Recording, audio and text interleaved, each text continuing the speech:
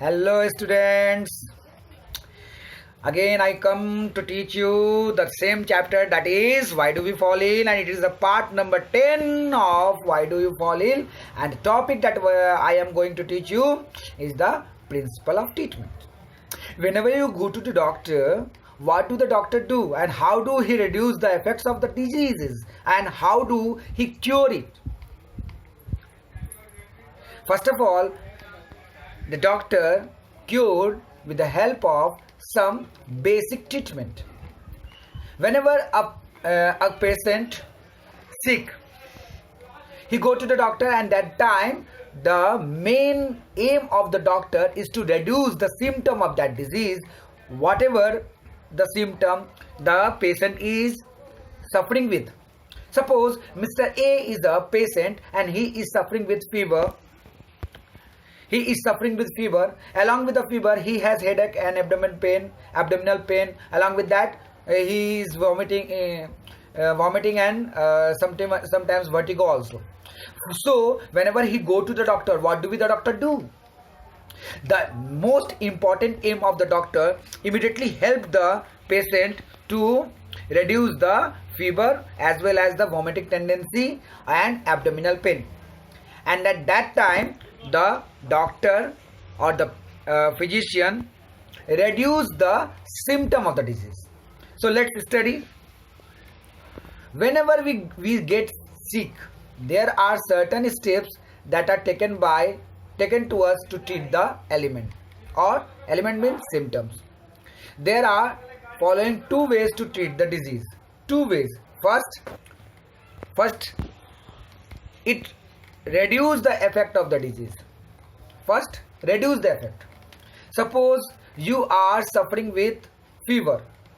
So fever is not a disease.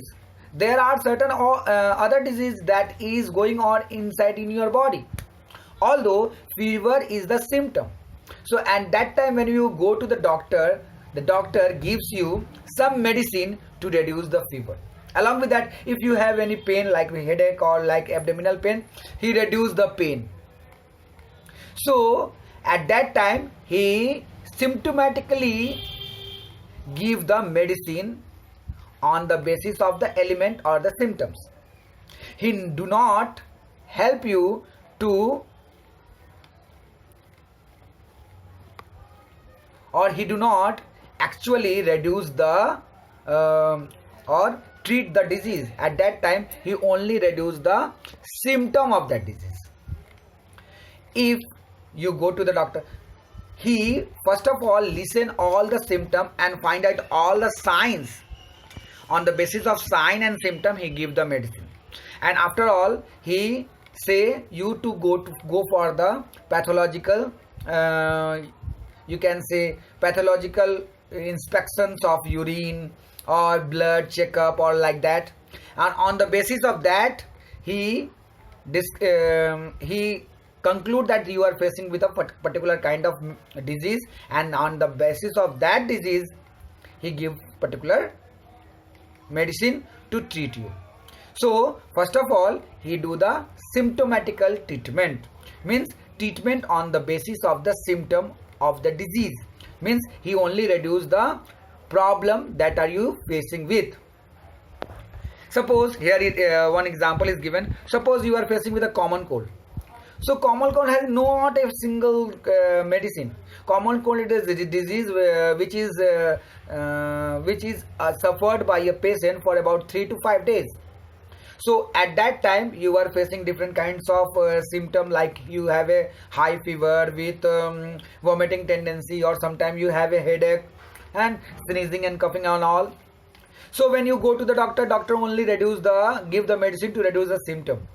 Reduce the symptom like reduce the symptom of fever, reduce the symptom of vomiting tendency, like that. And in this way, he helped you to move from the discomfort to comfortable zone. So you can feel comfortable. Yeah, I am feeling well. When you feel well, automatically the inside in your body, you are get healing and you become well within 2 or 3 days. So first step of the doctor to reduce the symptom of the disease, not cure the particular disease. Second, at that time doctor help or advise you to take the complete rest, or you can say to take the bed rest. At that time, whenever you are not doing any kind of work, your body get an extra energy to heal itself from that particular disease or disease causing germs. So bed rest is one of the important point that is needed to take by every patient at the time of sickness. Understood? So it is advised to take the complete rest so that you cannot expend extra energy, and you can prevent yourself from exhaustion also. Understood? Now the next, maintaining personal hygiene. Although whenever a patient is suffering, he is giving out or spreading a lots of disease causing germs either from the mouth or from the nose or from the latrine or from the urine or from the touch. By any means he can communicate, he is spreading the disease causing germs. So personal hygiene also reduce the spreading the germs among the member of the family, and as well as the patient itself or himself or herself become cured, because personal hygiene always helps to affect the or reduce the effect of the disease. If you are personal hygiene means personal cleanliness, means bathing, brushing of teeth, washing of the hand with the help of soaps, you using toilet properly, and it should be there should be a clean environment in the toilet also. So whatever it is written over CAC, maintaining personal hygiene also reduces the effect of the disease. However, even this does not completely kill the pathogen. Remember, pathogen means germs do not get killed over here, but it reduces the effect of the pathogen, because pathogen is spread in the dirty condition, and if you are maintaining a personal hygiene, pathogen will not spread at all, and in this way you will get well very soon. Understood? Next, the third step, using sterilized product. Whatever you are using or whatever a patient is using, either via hanky or via drinking water or food or anything, it should be well sterilized, means germ free. Sterilized means germ free, there should not be any kind of germ in that. So it should be sterilized either in the boiling water or by some sanitizer and all. Understood? So like food, how can the food be sterilized? By boiling the food you can sterilize, you can kill all the germs. Understood? So it can, this step helps to prevent that spreading of the disease causing germs from one unhealthy person to the healthy person. So I think you understood this topic. Next, second important things, that is remember, second step the doctor or the physician take to cure the patient is to kill the disease causing germs, kill the cause of the germs. And what are the cause of the germs? Obviously the microorganism. And at that time, or then second step, the doctor give the medicine or antibiotic or some other steps are vitally taken by the doctor to kill the germs or the disease causing germs, so that the patient can get well very soon. Understood? Let's see. Each microbe undergo a specific biochemical life process. Every microorganism which introduce or which get inside in your body by any way, either with the water or with the touch or anything, they have some specific biochemical reactions or life processes.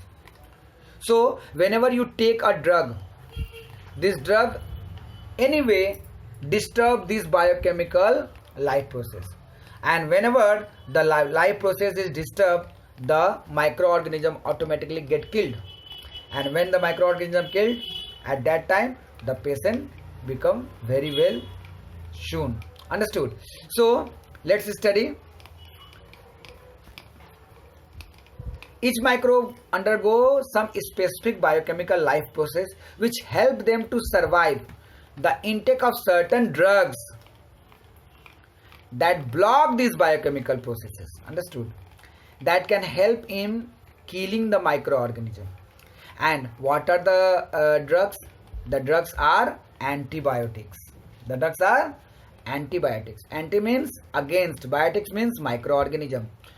So last day I have already explained the definition of the antibiotic. Antibiotic are the certain chemicals that are given out by certain microorganism which can inhibit or stop the biochemical reaction of other microorganism, and thereby they kill them. So antibiotics are the drugs that help in the killing the microorganism, in short you can say. So what happens when antiviral drugs are taken? You know, there is a very few antiviral drugs has been made because virus cannot be killed. Why the virus cannot be killed? Because virus enter inside the cell, in our cell, and thereby they affect the disease and cause the symptoms. So we cannot able to kill our own cell. That's why we cannot able to kill the virus. Although there are certain antiviral drugs has been made to reduce the effect of the virus as well as kill them. So production of antiviral drugs is more difficult than production of antibacterial, because antibacterial can easily be killed by antibiotic, but antiviral drugs are very difficult to make. This is because virus enter in your body of the host and survive in the cellular machinery. Means the virus go inside the cell and survive over there, and they do not easily killed by our system, of our body immune system. Despite this, the researchers have succeeded to manufacture the antiviral drug that subside the effect of. So you can only subside or reduce the effect of the viral infections like HIV. So antiviral drugs can subside the effect of the viral disease. Treatment prevents the progression and reoccurrence of the disease. Means treatment prevent the progression, means effect, and reoccurrence means again coming of the disease. So if you treat it well, you can prevent that particular disease. You have prevented from that particular disease for a long time, and that disease cannot will come again for within 6 months or like that. Okay, if you have a good immunity inside in you. So it is the end of today's class. Hope you have understood this part very well. If you have any kind of problem, you can ask me. Thank you. Bye bye. And remember to make the notes, understood, and learn it properly, because I can take test any day, anytime. I will give you a notice one day before about that. So be prepared yourself. Okay, bye bye.